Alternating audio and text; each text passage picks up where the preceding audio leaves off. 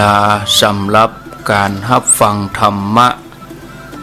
อันเป็นสาระประโยชน์ทางด้านพระพุทธศาสนาน้ำธรรมคำสอนขององค์สมเด็จพระชินวรสัมมาสัมพุทธเจ้าได้มาปะมาพบมามาเล่าสู่บรรดาพ่อแม่พี่น้องพ่อออกไม่ออกศรัทธาท่านสาธุชนคนดีทั้งหลายแล้วใครที่ยังบ่ลุกก็ลุกมาเหียนเน้อตื่นมาเหียนเน้อลุกเน้อลุกเน้อลุกตื่นตื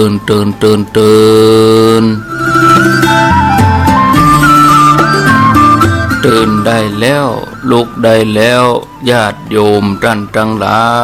ยหลับลุกเจ้ากินผักดังปลายหลับลุกควายกินผักดังเก้าลุกเจ้าได้หลายลุกควายได้น้อยหลับลุกเจ้าเป็นเจ้าทั้งหลายหลับลุกควายป่าเฮอลูกหลานเป็นนี่เป็นข้าเน้อตื่นมาเหียเน้อลุกมาเหียเน้อลุกเน้อลุกเน้อลุกตื่นตื่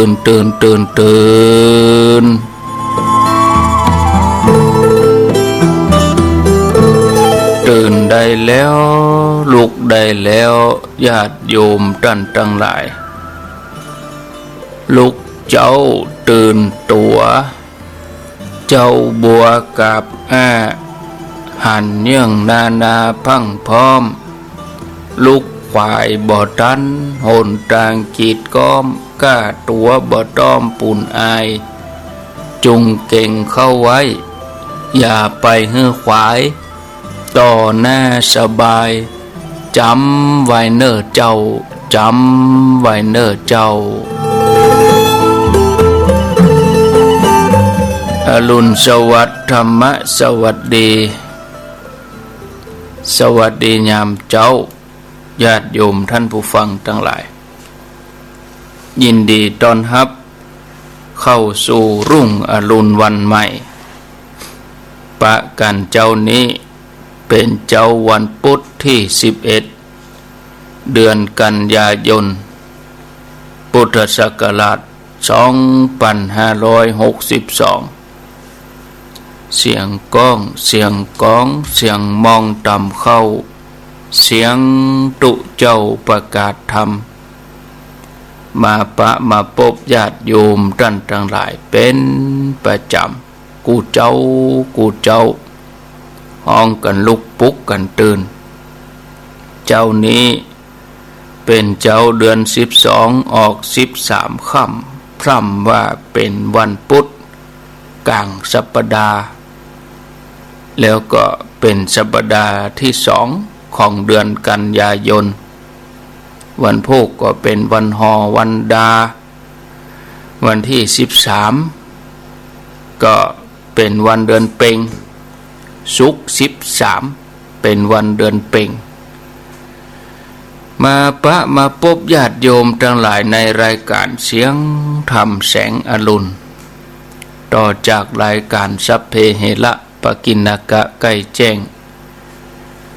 รายการที่จบไปก่อนหน้าตะกี้นี้ดำเนินรายการโดยท่านชัยวัฒน์นาคเสโนท่านชัยวัฒน์นาคเสโนจัดรายการณที่วัดพระธาตุดอยน้อยตำบลดอยหล่ออำเภอดอยหล่อจังหวัดเชียงใหม่จบไปตั้งแต่เวลาตี 3จนถึงเวลา5 โมงตี 5ตั้งแต่เวลานี้เป็นต้นไปก็มาอยู่กับอาตมภาพรายการเสียงธรรมแสงอรุณอยู่กับอาตมภาพพระครูอภิวัฒนวิกรมวัดปากตังเจริญตำบลดอยหล่ออำเภอดอยหล่อจังหวัดเชียงใหม่หมายเลขโทรศัพท์099 8 ม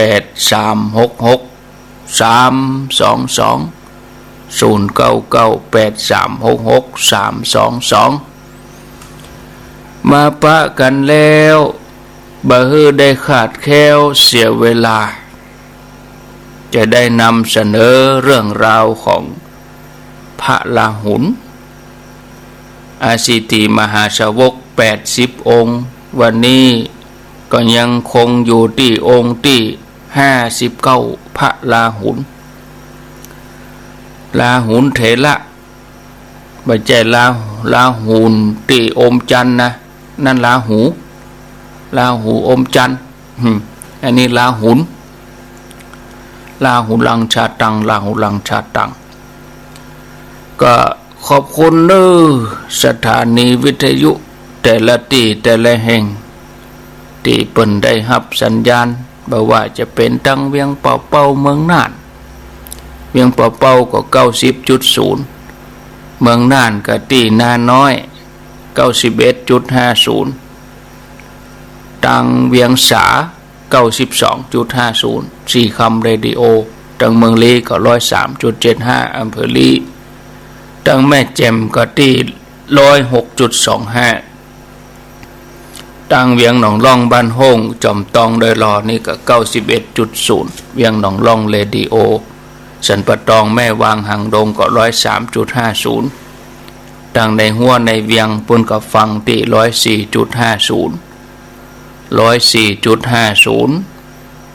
ที่วัดฝ่ายหินวันนี้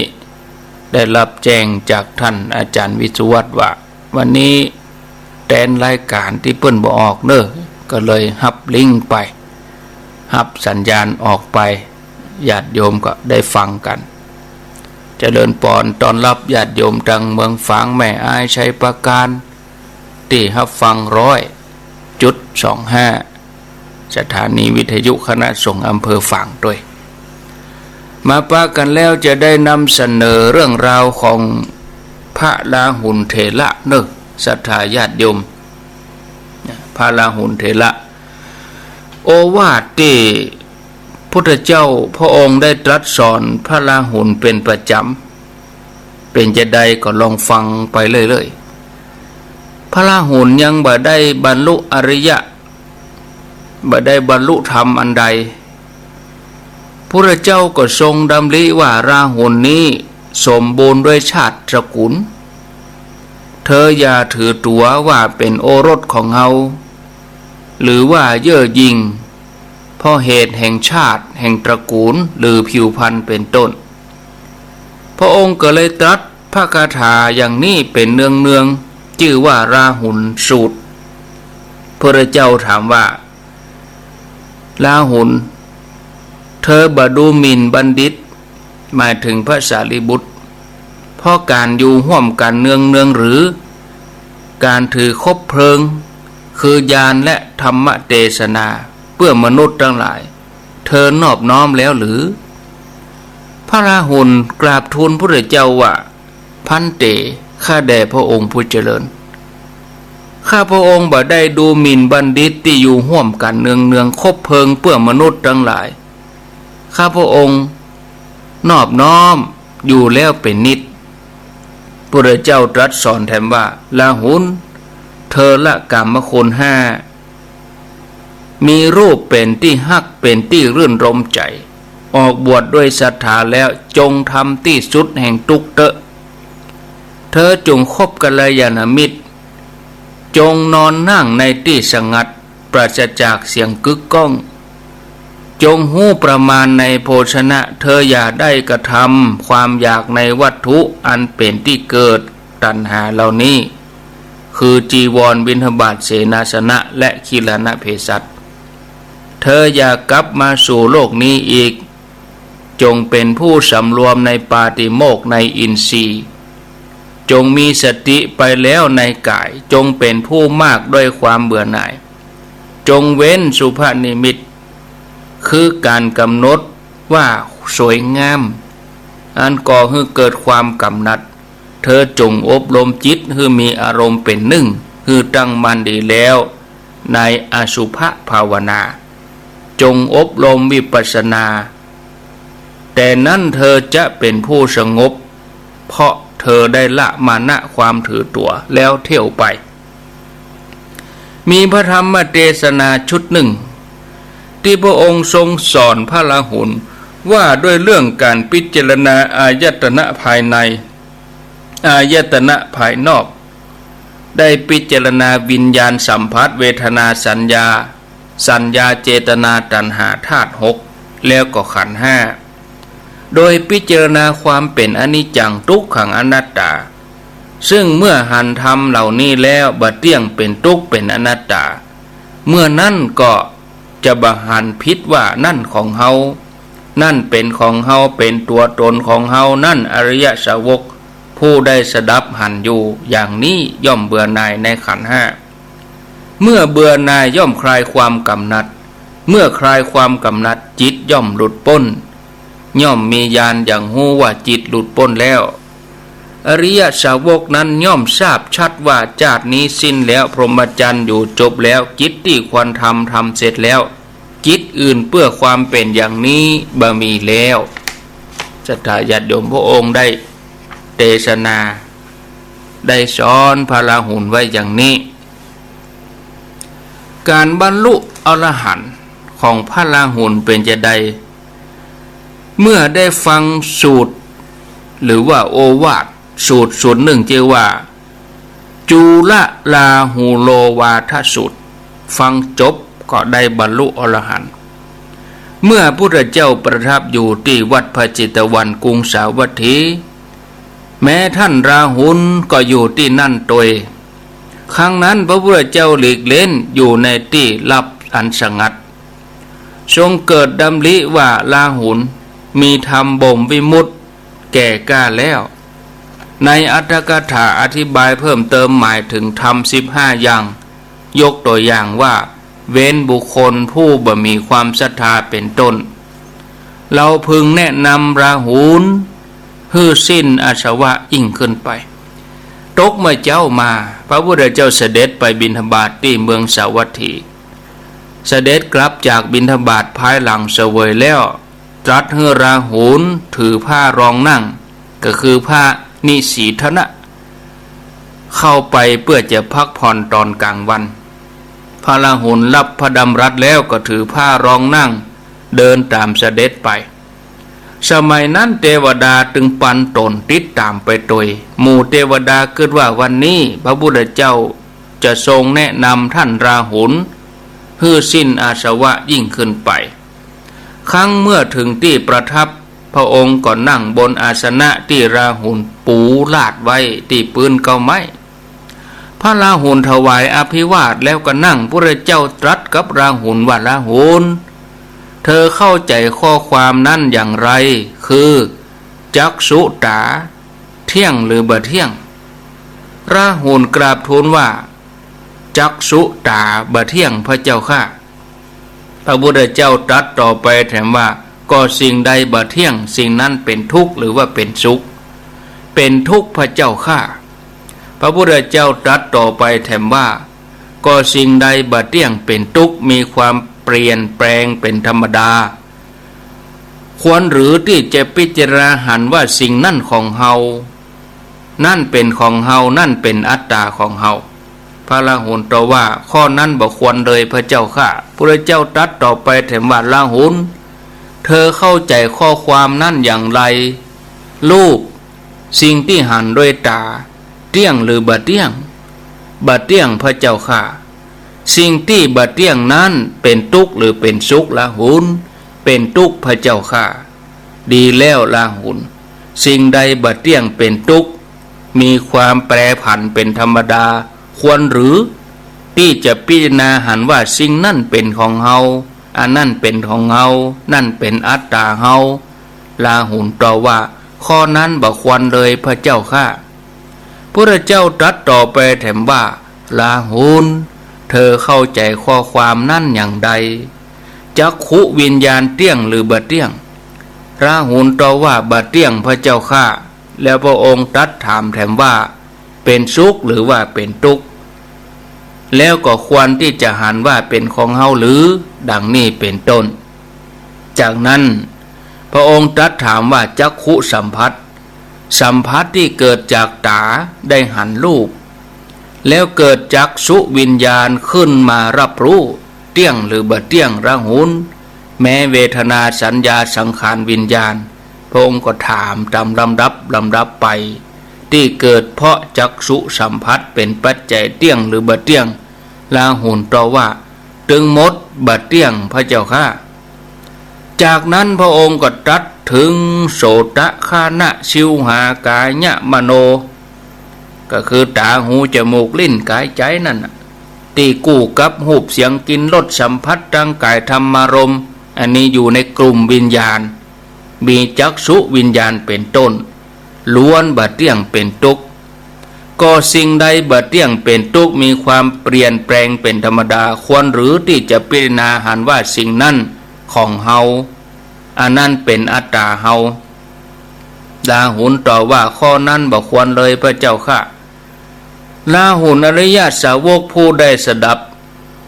หันอยู่อย่างนี้ย่อมเบื่อหน่ายเมื่อเบื่อหน่ายย่อมคลายความกำหนัดเพราะคลายความกำหนัดจิตย่อมหลุดพ้นเมื่อจิตหลุดพ้นก็หูว่าหลุดพ้นแล้วหูชัดว่าหมดแล้วจากนี้จบแล้วพรหมจรรย์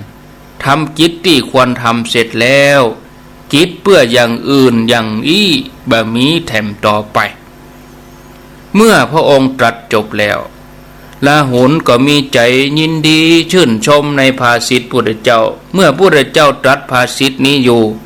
จิตของราหุลก็หลุดพ้นจากอาสวะเพราะความบ่ยึดมั่นถือมั่นแล้วธรรมจักษุอันปราศจากทุลีปราศจากมลทินก็ได้เกิดแก่เทวดาตึงปันตนบอกว่าสิ่งใดสิ่งหนึ่งมีความเกิดเป็นธรรมดาสิ่งนั้นทั้งหมดทั้งมวลทั้งปวงมีความดับเป็นธรรมดา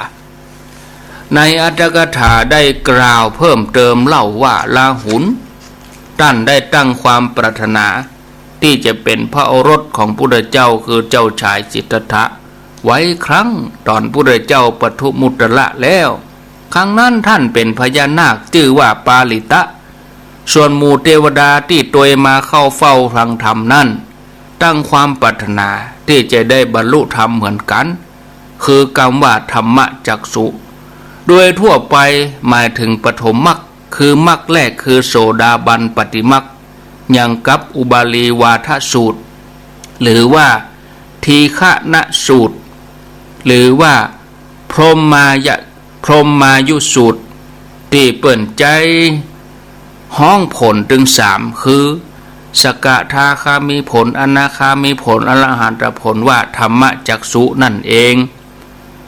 ส่วนในสูตรนี้อริยมรรคสี่อริยผลสี่ท่านได้เรียกธรรมจักษุคือเทวดาแต่ละองค์บรรลุธรรมแตกต่างกันไปจนถึงอรหันต์ก็มีเมื่อท่านราหุลบรรลุอรหันต์แล้วท่านได้พิจารณาข้อปฏิบัติของตนแล้วเมื่อจะพยากรณ์อรหันตผลของตนเองท่านถึงกล่าวเป็นคาถาว่าชนทั้งหลายย่อมหู้จักเขาว่าลาหุลผู้เจริญผู้สมบูรณ์ด้วยคุณสมบัติสองประการคือมีชาติกำเนิดดีหนึ่งความเป็นผู้ปฏิบัติดีหนึ่งเพราะเฮาเป็นโอรสพุทธเจ้าเป็นผู้มีปัญญาหันธรรมทั้งหลายอันหนึ่งเพราะอาสวะของเฮาสิ้นไปพบใหม่บ่มีแล้วต่อไปเฮาเป็นอรหันต์เป็นทักขินิยบุคคลมีวิชาสามเป็นผู้หันอมตะธรรมสัตว์ทั้งหลายเป็นดังคนตาบอดเพราะเป็นผู้ที่บหันโทษในกามถูกคายคือตัณหาปกคุมถูกหลังคาคือตัณหาปกปิดถูกมารผูกไว้เครื่องผูกนั่นคือความประมาทเหมือนป่าในปากไทรเฮาถอนกามนั่นขึ้นได้แล้วตัดเครื่องผูกของมารได้แล้วถอนตัณหาพร้อมทั้งลากเงาคืออวิชชาแล้วเป็นผู้ที่มีความเยือกเย็นดับแล้วด้วยสัอุปาทิเสสนิพพานในอัตถกถาสุตตนิบาตได้กล่าวว่าเมื่อสามเณรลาหุลอายุครบอุปสมบทท่านสารีบุตรท่านก็เป็นอุปชาอุปสมบทคือท่านลาหุลมีโมคคัลลนะ เป็นกรรมวาจาอุปสมบทโดยวิธียัตติจตุถกรรมวาจาถึงความเป็นเอตทัคคะจะใดภายหลังต่อมาพระพุทธเจ้าทรงยกย่องพระราหุลเถระว่าภิกษุทั้งหลายพระราหุลเลิศกว่าภิกษุสงฆ์สาวกของเฮาใคร่ต่อการศึกษาใคร่ต่อการศึกษาในบทที่ว่าสิกขากามานังสิกขากามานังหมายถึงผู้ใคร่ในสิกขาคือฮักที่จะห้ำจะเฮียนปฏิบัติสิกขาสามศีลสมาธิปัญญาท่านได้โยกการลุกขึ้นตั้งแต่เจ้าของราหุลนับตั้งแต่วันที่บวชแล้วก็กอบทรายเต็มมือปรารถนาว่าวันนี้เฮาพึงได้โอวาทจากพระพุทธเจ้าแล้วก็อุปชาเวลาวิกาลคืนหนึ่งถูกมารหัดศีรษะเอาอย่างมาหัดหัวบ่ฮู้ในเวลาเมื่อคืนหนึ่งพระเถระเป็นจำนวนนักเข้าไปสู่วัดพระเจตวันถึงแล้วก็ฮือพระราหุลออกจากที่อยู่เนื่องจากราหุลนี่เป็นพระใหม่อายุวสาน้อยท่านก็ลุกออกไปก็ฮือพระเถระได้พักท่านก็บปะที่จะรับจะนอนนะก็ไปนอนที่เตียนหน้าประตูพระคันธกุฏีท่านว่าคณะที่ราหุลบรรลุอรหันต์แล้วแต่ยังบ่มีวาสานักเตื้อถ้าเป็นไปตามนี้ก็เจ้าก็ว่าท่านเป็นอรหันต์หลังจากที่อุปสมบทเป็นภิกษุบำเมินต่อใดครั้งนั้นมารวัสวัตตีหันราหุลนอนอยู่ที่หันก็เลยเกิดว่าพระนอน้อยนี่ผู้เป็นกองใจของสมณะโคดมมานอนตั้งนอกส่วนสมณะโคดมก็นอนในคันธกุฏีถ้าเฮาจะบีบคั้นพระนอน้อยนี่พระองค์เองก็จะเป็นผู้ที่ถูกบีบคั้นเหมือนกันมารก็เลยแปลงเป็นพญาจ้างใหญ่ใจงวงนั่นหัดหัวหัดกระหม่อมเอางวงนั่นมาปันหัวราหุลแล้วก็ห้องเสียงดังแผดเสียงดังพระเจ้าตื่นบรรทมทรงทราบว่าจ้างนั้นเป็นมารก็คือมารวัสวัตตีมารพระองค์ตรัสว่ามารแม้คนอย่างท่านตั้งแสนก็บ่อาจจะทำความกลัวให้เกิดแก่ลูกเฮาได้เพราะลูกของเฮามีปกติคือความบัดสะดุ้งมีตัณหาที่ปราศจากไปแล้วมีความเปลี่ยนใหญ่มีปัญญานักจากนั้นพระองค์ก็ตรัสเป็นภาษิตว่าผู้ใดถึงความสำเร็จอรหันต์มีปกติบัดสะดุ้งมีตัณหาปราศจากแล้วบ่มีกิเลสเครื่องยั่วยวนใจ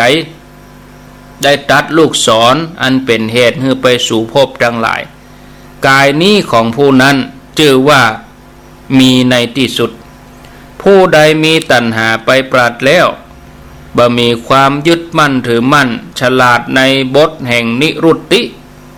หูที่ประชุมแห่งอักษรทั้งหลายหูเบื้องต้นเบื้องปลายแห่งอักษรทั้งหลายผู้นั้นแลมีสรีระที่ดีที่สุดย่อมเรียกผู้มีปัญญามากว่าเป็นมหาบุรุษจบแล้วมารนั้นหูว่าพระพุทธเจ้าทรงหูจักเฮาแล้วก็เลยอันตรธานหายไปมาถึงตอนสุดท้ายว่าราหุลเนี่ยเปิ้นนิพพานจะใดในอรรถกถาทีฆนิกายได้กล่าวว่าราหุลเถระไปนิพพานที่สวรรค์จันทร์ดาวดึงส์พุ่นศรัทธาญาติโยมนิพพานสวรรค์จันทร์ดาวดึงส์พุ่นจบสำหรับอสิติมหาสาวกรูปที่องค์ที่59ราหุลเถระต่อไปก็จะเป็นพระศรีวลีเถระแต่ก็คงจะเป็นวันเสาร์ที่14เวลา6 โมงเช้าเพราะว่า วันเสาร์นั่นเนี่ยคงจะเป็นวันศุกร์แต่วันศุกร์นี่มาดูระยะแล้วคงได้อะเพราะวันศุกร์นี่เป็นวันเดือนเพ็ญเนาะคงจะไปวันเสาร์ปุ่นนั้นเนอะแต่วันพุธนี่เป็นพระเจ้า500จัดกับบ้านแน่ตี104นี่จะได้ยินตัวกันอยู่วันพุธนะผู้เตือเปิก็มีรายการปกติของเปิ้นแต่ถ้าว่าวันใดพระคุณเจ้ารูปไหนบ่มาท่านอาจารย์วิศวัตรเปิ้นก็เมตตาก็สัญญาณไปญาติโยมก็ได้ฟังอย่างหลากหลายเนาะผสมผสานธรรมาภาพก็จัดรายการแบบพระบ้านนอกพระบ้านจัดรายการแบบลูกทุ่งบ่ได้ลูกกรุงเอาแบบลูกทุ่งเป็นพระภูธรบ่ใช่เป็นพระนครบาลพระชนบทเอาต่อไปนี้ก็จะได้อนุโมทนาเสียก่อนเนาะศรัทธาญาติโยมเนอะหลวงพ่อพระครูอินทยานรังสีเจ้าคณะอำเภอจอมทองพร้อมคณะศรัทธาร่วมบริจาคเป็นการนำกับไฟดูแลสถานีกะอินเทอร์เน็ตกะอันยังก็600 บาททำบุญอายุวัฒนมงคลกับขอบพระคุณหลวงพ่อโดยเจริญปอนขอบคุณสสินัทบุญมาปะแล้วก็อิมโอบุญมาปะการนำกับไฟ50 บาทบ้านแต่นดอกไม้แม่แดงอัมพรบุญมาปะแต่นดอกไม้50 บาทยายเทพยศถามี120 บาทนางฟองจันมุนมาวันนางเสาคำโชคสุนันพินโชคสุนันพินสุนันพีกะสุนันโชคสุนันพีสุนันพิกับสุนันพีถ้าเป็นสระอีห่างก็ต้องมามีถ้าเป็นสระอีห่างก็ยังมาสั้นเนาะนางเรือนเตชะวงศ์นางศรีพันยาณโสนางคำสุกกาวิน100 บาท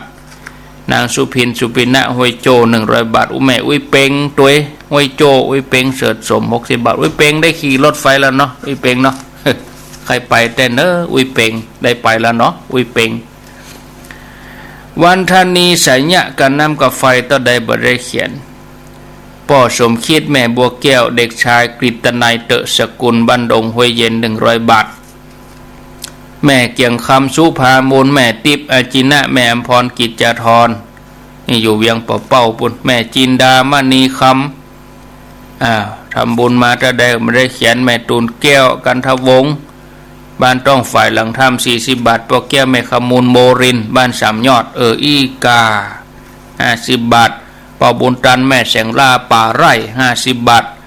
นายอินนางคำอินทลนก็ได้เขียนนางใจแก้วพร้อมลูกหลาน100 บาทนายทรนางอวนเตโจแต่นดอกไม้40 บาทนายทรนางออนเตโจแต่นดอกไม้แถม40 บาทโมทนาสาธุนางมนวงศายะพร้อมลูกหลานพุทธนิมิตทำบุญ100 บาทเป็นกฐินการนำกาแฟแถม100 บาทแม่มนวงศายะการเทศแถม100เนาะพ่อแก้วแม่ขมูลโมรินเจดีย์3 ยอดการนำกาแฟ50 บาทพ่อเกษมแม่บัวคำธรรมจีบ้านห้วยปันจ้อย40 บาทพ่อเกษมแม่บัวคำธรรมจีการนำกาแฟ40 บาทแล้วก็อันนี้อย่างนี้การนำกาแฟหมอเครือสีอันยำฮูเนอร์นี่นะ40 บาทหมอเครือสีพ่อเกษมแม่บัวคำธรรมจีการนำกาแฟหมอเครือสีนี่เนาะไปเขียนนี่ได้ไหมพ่อเกษมแม่บัวคำธรรมจีห้วยปันจ้อยการนำกาแฟ40 บาทจันดีกิติทรัพย์อันนี้ทำบุญ40 บาทบ้านเรือนสายทอง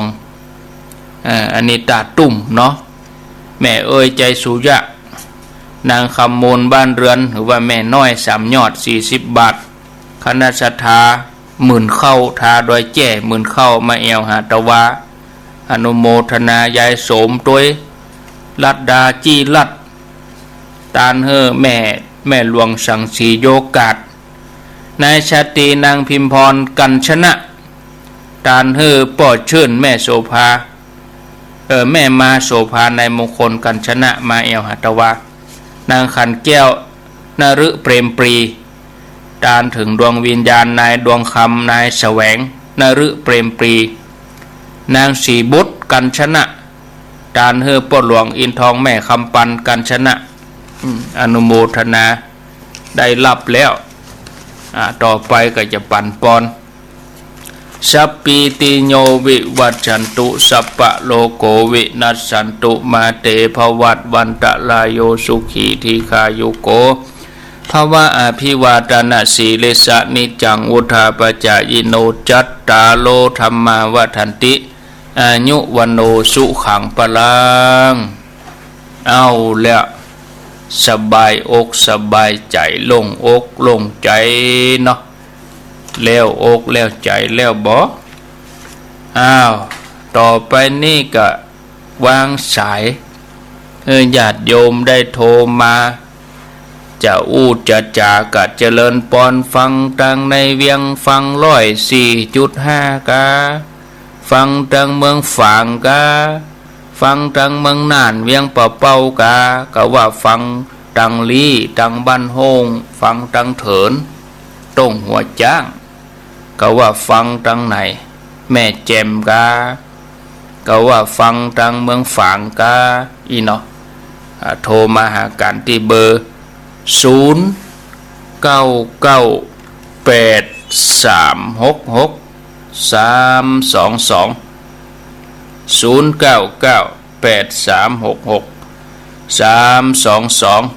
ี๋ยวเปิดโทรศัพท์ก่อนเนาะศรัทธาญาติโยมเนาะเดี๋ยวกันเนอะเปิดโทรศัพท์แล้วมีเข้ามาจะจะจากะเจริญปอนศูนย์กันไปเลยเจริญปอนรับสายจากตังใดเจ้ากำลังจะเจ้าท่านพระครูแม่สายพินกะเจ้า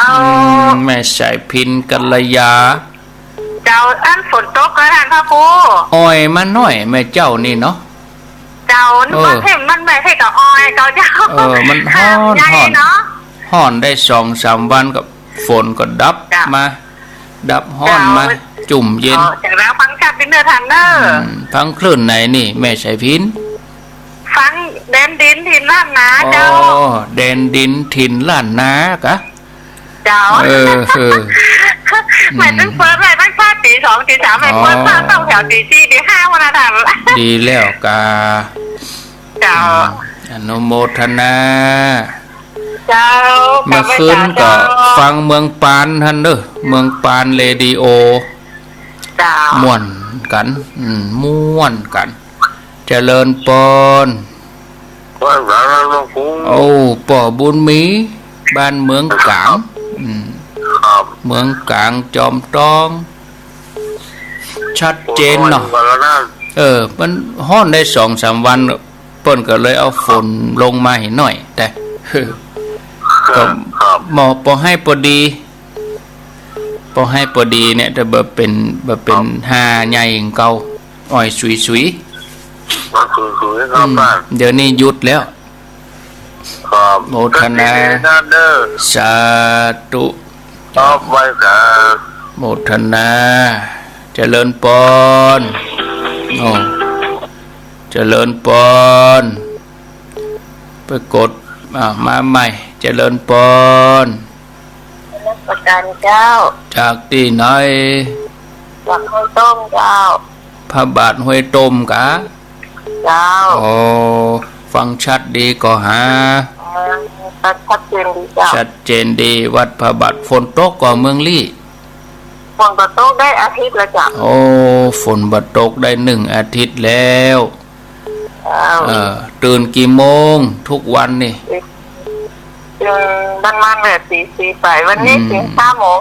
พอดีอยู่เนาะพอดีอยู่ฟังกันไปเรื่อยๆเนอะอยู่ดีมีสุขวันพุธจะเป็นพระเจ้า500 จาดวันพุธนี่วันพัดเจริญปอนเนอร์ สาธุ0998366322เจริญปอนเจ้าไว้สานะเจ้าถ้าพระคุณเจ้าห้วยโถกเมืองลีบ้านโฮงห้วยโถกแม่ฟังอยู่นะเจ้าชัดเจนดีเนาะชัดเจนดีเจ้าอาจารย์จะว่าฟังถ้าแต่ที่เพิ่งมาอุ้มม่วเนาะม่วนดีก็ฟังไปทุกวันการก็เหมือนที่จริงแม่ฟังทุกองค์นะแต่มาได้ลอกเบอร์เพิ่งเขียนไว้กะเขียนไว้กะเอาปากกามาเขียนไว้ตนในเขียนชื่อไว้ตนนี้ชื่อนี่แม่ก็ฟังค่ะเนาะฟังอาจารย์ที่ก็โหนะดีเจ้าอันนี้ก็ฟังแถมด้วยนามจิตโทรหาอาจารย์กับอาจารย์ลูกหลานนี่วันนี้ก็ฟังแถมนะอันพูดก็ฟังแถมนะโมทนาสาธุสายต่อไปเจริญปอนไว้สาท่านทูครับเมืองน่านเนาะครับน้าน้อยนะครับน้าน้อยครับปนันประเสริฐครับปนันประเสริฐฝนตกก็ปนานเมืองน่านนี่2 วันในบทตกครับเขาโหครับก็เดี๋ยวถ้าลูกเมืองฝางป้าก็จะไปเอวเมืองน่านนะครับรอลูกเมืองฝางมาก่อนครับลองป่นก่อนประจำบ่ได้ยินนะครับน้องหายป่นละดูกฐินก่อนเนาะไปเอวหาเนาะครับหมดช่วงกฐินก่อนนะครับอยู่ดีมีสุขครับกำลังใจท่านครูครับงานการงานก็ทีเต้เนาะเจริญปอนดักแสบดักวิทย์มาใหม่0998366322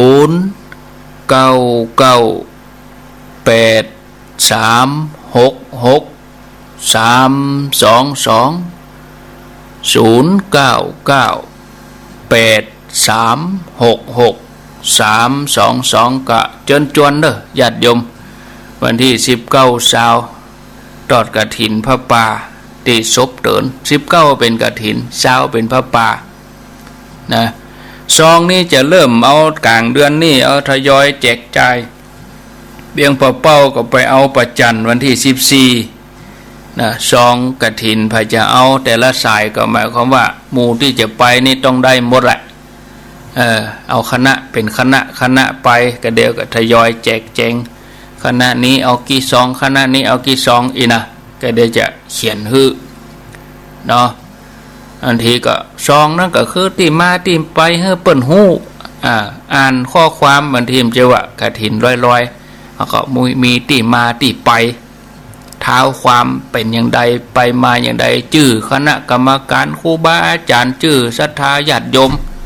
ชื่อคนศรัทธาเจ้าภาพลักแล้วก็แต่ละสายแต่ละคณะที่เราจะได้ไปเนาะวันที่19เป็นกฐินวันที่20เป็นพระป่าแถมรอบหนึ่งกับ30พฤศจิกาตีแม่เหมาะปุ่นนะรับสายเจริญปอนกลับไว้กับเจ้าท่านพระครูจากตังใดฟังจากศิลปรสีเตี้ยบ้านหงนะปูนนะเจ้าสีเตี้ยบ้านหงชัดเจนดีเจ้าแม่สุกแก้วเด้อแม่สุกแก้วชัดเจนดีเนาะเจ้าชัดเจนดีโมทนา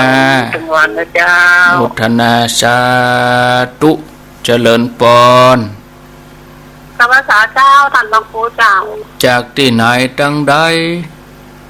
แม่คำนวณแจซ่อนเลยเจ้าแจซ่อนฟังคลื่นอย่างแม่คำนวณฟังคลื่นแดนดินที่ละนาเจ้าแดนดินถึงแจซ่อนถึงเมืองปานปุนรูแต่ถึงยินทีเดียวแต่อาจารย์จึงมีสถานีเดียวแต่โอ้แม่เจ้านะเจ้าได้เขาก็ได้ยินมันได้ยินน้อยเดียวแต่แม่ฟัง106เมื่อคืนนะอัน3 โมงนะเจ้า96นะเจ้า106นี่ต้องเมื่อคืนเมืองปานเรดิโอนี่เจ๋วกะมาได้มาน่ะโมทนา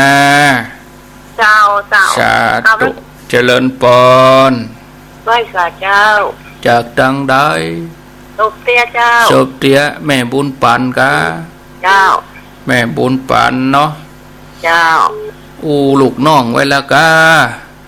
ผู้เล็กเจ้าแล้วนี่ถ้าจะเอาสำคัญหนึ่งค่ะ เราก็ได้ไม่มีปัญหา เจ้านั้นจะไปโดยตรงเลยเจ้า ตรงยิงตรงไปเลยแล้วก็เดี๋ยวก็บอกมาเนอะ เจ้าเจ้าร วมบอกมา เจ้าแล้วจะรวบ ก็ ไป ได้แจกจ่ายซองไป เจ้า โมทนาเนอะ เจ้าวันสัตว์ ซองเขาไปเก็บกันวันออกว่าษาพวกก็ได้ แจกตั้งเดือนนี้ไป เอาไว้เมินก็จะลืมจนกัน เอาไว้เมินจนกัน ลืมเจริญปน ครับกาไว้จากครับท่านอาจารย์ อันนี้อันโป่งหนองอ่ะ ครับผมแม่นแล้วครับ ป่อบุญธรรม ครับ ป่อบุญธรรมสั่งคำฟันครับติดตามท่านอยู่เนอะตลอดเนอะ โมทนา14ไปกันปาจันไปวะที่14แน่ใจกันนะครับ ก็มีสืบจะตามาไงตอดพระป่าเมื่อตอน ครับเดี๋ยวผมพอเวลาของกำนอเป็นวันเสาร์นะครับอนุโมทนาครับสวัสดีโชคดีโชคดีเจริญปนจากทางใด เจ้าพระอาจารย์เจ้าแม่ไล่บ้านสมชายบ้านเฮาตกใหญ่ก็หาใหญ่หาหลวงก็หาใหญ่หาหลวงเจ้าบ้าดีจุ่มเย็นดีแรงไป2-3 วันแม่นละแรง2-3 วันหญ้าพอตายเหมือนกันนะหญ้าพอเหี่ยวเหมือนกันใจในเจ้าอยู่ดีมีสุขไว้สาเจ้าเจริญปนไฟฟ้าแม่บุญศรีบ้านตุนเพิงของทางนี้แม่นี่แม่ยายแปงกับมันเอาคำปืน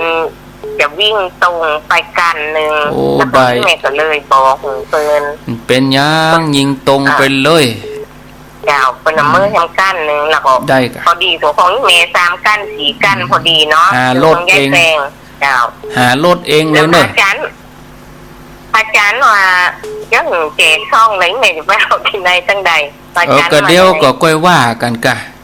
เจ้าเดี๋ยวค่อยว่ากันไปมีปัญหาอย่างลูกนี่ไปต้นเพิ่งก็เดี๋ยวจะฝากเขาไปกันเรื่องจะเอาไปดีเนอะอาจารย์เนอะเรื่องเอาไปฮื้อนี่มีปัญหาโมทนาลาตำราก็สละเหวันแวดใดแวดเหนือสละเหวันเอาซองไปเจริญปนไว้สาเช้าว่าจะได้ป้าสีดาเจริญปอถามเนี่ยปรามดำมีได้ตีไปตัวใดมาหนูก็ได้เนื้อตอนบ่ายบ่วันที่14เจ้าวันที่14เจ้าปัจจันเนี่ยเจ้าปอถามเนื้อไปเมตอนล่ะเจ้าไปตอนบ่ายเนาะโมทนาเจ้าสาธุเจ้าไปเมตอนเอาเจริญปนปัจจันเจ้าท่านจากที่ไหนคำปานเราสันปิงว่าจะได้แม่คำปานเราฟังท่านมาชัดเจนดีเนาะฟังตึงวันกันนี่ฟังตึงวันวันกับฟังโมทนาเมืองฟังบัตันสักสายรู้นี่บัตันสักสายเจริญปนไว้ซานครับครูจากที่ไหนจากลีครับห้วยโตครับห้วยโตเมืองลีโอ้ครับฟังทุกวันเนาะ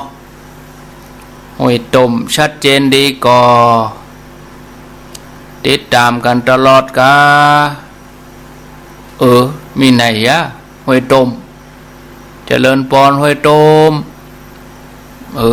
ดักเซปไปเอาเจริญปอนว่าจะแจ้งท่านครูแสนพรมตุ่งปีเจ้าโอ้ฝนตกหนักเมื่อเช้าในไหนนี่ตกหนักก็ว่าตกน้อยตกม่วงเนี่ยอ้อยสุยๆเนาะ ดีกะ เจ้า จุ่ม ฟัง เย็น แค่นั้นแก่นี้ตลอดนะจ๊ะ โมทนา แม่สุทัศน์ดีมุนเจริญปอนเจริญปอน อันนั้นครู โอ้ปอบุญรันปลาไหล ฟังกับเจ้าแล้วนะ ชัดเจนดีกะ เจนดี อนุโมทนาเนอ ครับไว้สาเป็นกำลังใจให้เด้อ อันนี้ถ้าเปิ้นฟัง104.5กับวันที่15ดงขี้เล็ก วันที่17ก็ยางกวง แล้วก็ที่อบตบ้านกัดอบตบ้านกัด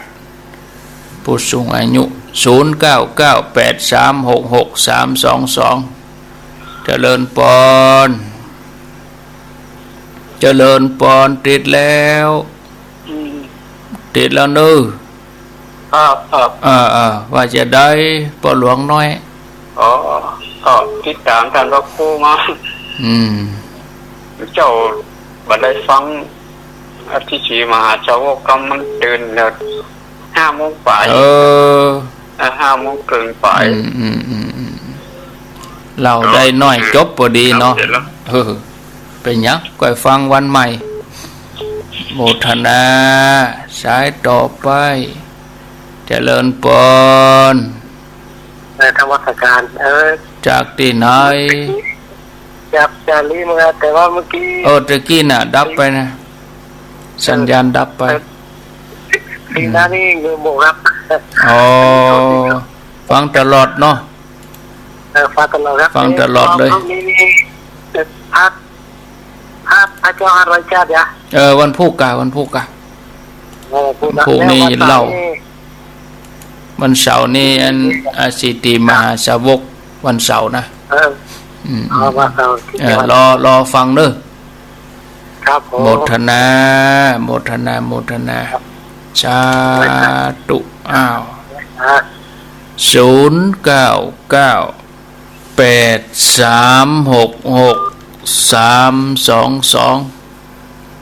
มีเข้ามาญาติโยมจะอู้จะจาก็เข้ามาแถม5 นาทีก็เดียว6 โมงไปก็ฟังเทศธรรมดอยตุโกฟังเทศธรรมจากดอยตุโกมาแล้วดอยตุโกเปิดแห่มาแล้วสัญญาณพร้อมแล้ว0998366322สำหรับ91ตั้งแต่เดือนตุลาไปรายการธรรมะตึก6 โมงเจ้าเฉพาะ91แต่ที่อื่นปกติเหมือนเดิมครูบาอาจารย์ก็เทศเหมือนเดิมอันยังก็เหมือนเดิมแต่ว่าเฉพาะ91นี่บ่ได้นะเจริญปอนไว้ค่ะเจ้าท่านพระครูจากที่ไหนจากเวียงทองเจ้าเวียงทองว่าจะได้คือวันนั้นพี่น้องงานทาเปล่าๆวันมาขึ้นกันใหม่บ้านทาปกติเจ้าเพิ่นมาเป็นเคยนี่เนาะแล้วก็โอ้เปิ้นฟังรายการพระอาจารย์ตลอดนะเจ้าบ้านทาปุ่นเจ้าทาเปล่าๆเจ้าว่าที่มาโทรหาเปิ้นน่ะกะแม่ฟังกันตลอดได้หรอกอินดูคนเฒ่าเนาะเจ้าดีแล้วก็ได้จะโทรบอกเปิ้นเนอร์ว่าพี่น้องตั้งทาเปล่าๆฟังกันที่บ้านทาแม่ฟังตลอดอีหรอดีกะเจ้าขอบคุณฟังเป็นวันเจ้าทาปะเปาทาหมื่นเข้าทาหมูเปิ้งบ้านทาเนี่ยฟังกันหลายเนี่ยทาป่าดุกเปิ้นฟังกันนักกาโทมแต้นแน่อีนี่มีเข้ามา0998366322ก็14 กันยานี่จังเวียงบ่เป้าก็ขอเจริญปอนงานสืบชะตาแล้วก็ทอดพระป่า14 กันยาเนาะช่วงเดือนกันยาก็18ถึง22งานทำบุญอายุวัฒนมงคลพระเดชพระคุณหลวงปู่พระพรหมมงคลวัดพระธาตุเจ้าศรีจอมทองเดือนกันยากำนันกับปอนเนอร์ออกวาสาแล้วนะข้าแหมเดือนเดียวนะออกวาสานะศรัทธาญาติโยมออกวาสา13 ตุลาวันนี้วันที่11ละแหมเดือนเดียวออกวาสาพ่องย่ำไปวัดสักเทื่อด้วยนะ ผ่านไป2 เดือนแล้วเนี่ยไปวัดสักวันสักศีลเตยก็มีนะเปิดดีออกภาษานี่แล้วไม่ลืมวัดไปแล้วกะเจริญปน รักษาอาจารย์เจ้า จากตังใดยาย แม่เลินคำเว้งปะเป้าบ้านของน้องเจ้า แม่เลือนคำปงหนองกะ เจ้าแม่เลินคำบ้านของน้องเจ้า ได้ยินชัดดีกว่าแม่เลือนคำ เจ้า ลูกเจ้าลูก ได้โทรไปเจ้าสั่งทุกวันเจ้า โมทนาแม่เลือนคำ เจ้าว่าจ่าเจ้า เอาเอ็นดูปนเนาะแม่เลือนคำเอาละ